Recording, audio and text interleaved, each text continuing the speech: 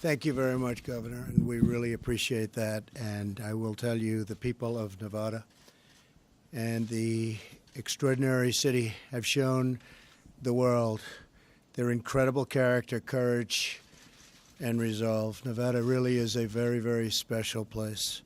I'm honored to be here today at the Las Vegas Metropolitan Police Department in the company of heroes. Thank you to our police, our firefighters, and to our first responders, and of course to Sheriff Lombardo. Incredible job you've done. Mayor Goodman.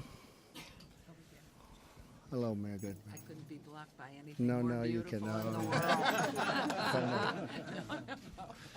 Senator Heller. Thank you very much. Senator Cortez Masto. Majority Leader. Where is Kevin? Majority Leader. Kevin McCarthy. Adam Laxalt.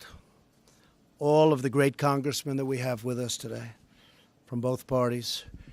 We just are very honored that you could be with us. And on behalf of the grateful nation, Melania and I thank each and every one of you in law enforcement.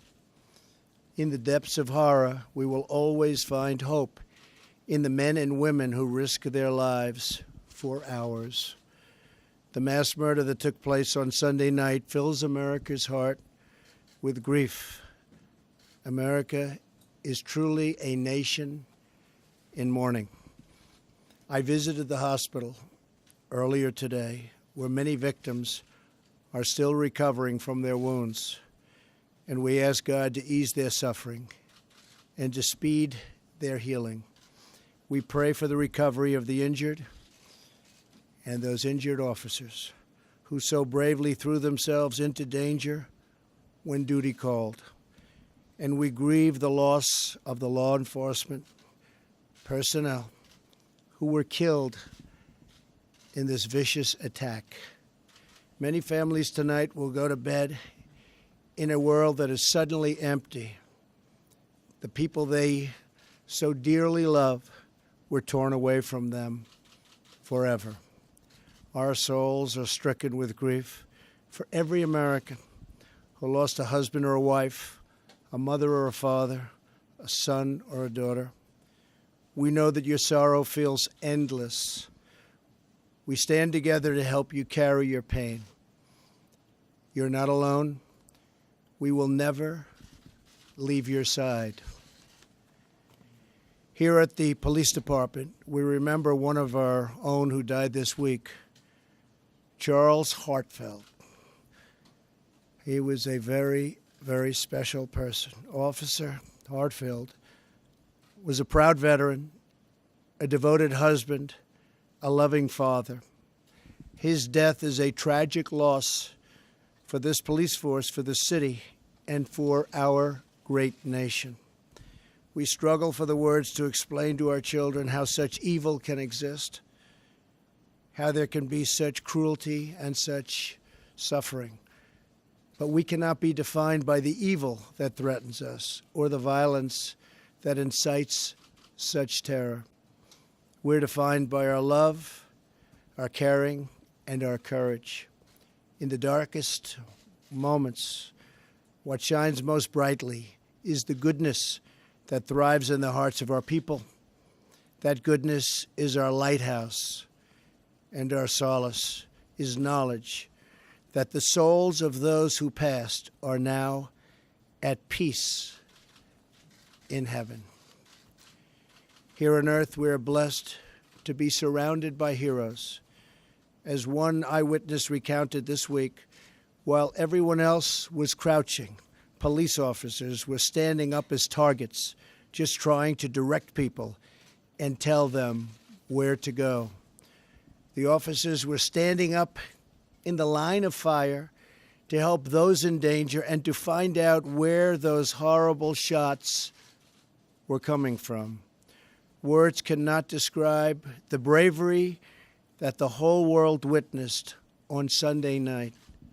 Americans defied death and hatred with love and with courage. When the word and the worst of humanity strikes, and strike it did. The best of humanity responds. Parents and spouses used their own bodies as shields to protect their loved ones. Americans dashed into a hail of bullets to rescue total strangers. Joining us today are many of the heroes who were here during that horrible moment, that horrible night, including Las Vegas Metropolitan Police officers Tyler Peterson and Tanner Gurley and civilian Aaron Stalker. Officer Peterson was on his second day on the job when the shooting began. I just visited him in the hospital. Within minutes, he joined a group of officers rushing between flying bullets to clear the fairground and save lives. Officer Gurley was off duty attending the concert. Although she was unarmed, as soon as the shooting began, she threw on a yellow police vest and began evacuating victims. And Aaron Stalker, a veteran, rushed to the scene to search for his loved ones, but when he couldn't find them, he began helping every person he could. As he recounts, we used the plastic barriers as gurneys to carry the injured to transportation. I made splints out of whatever I could find and used anything to stop the horrible bleeding. Among the wounded was the mother of Aaron's girlfriend.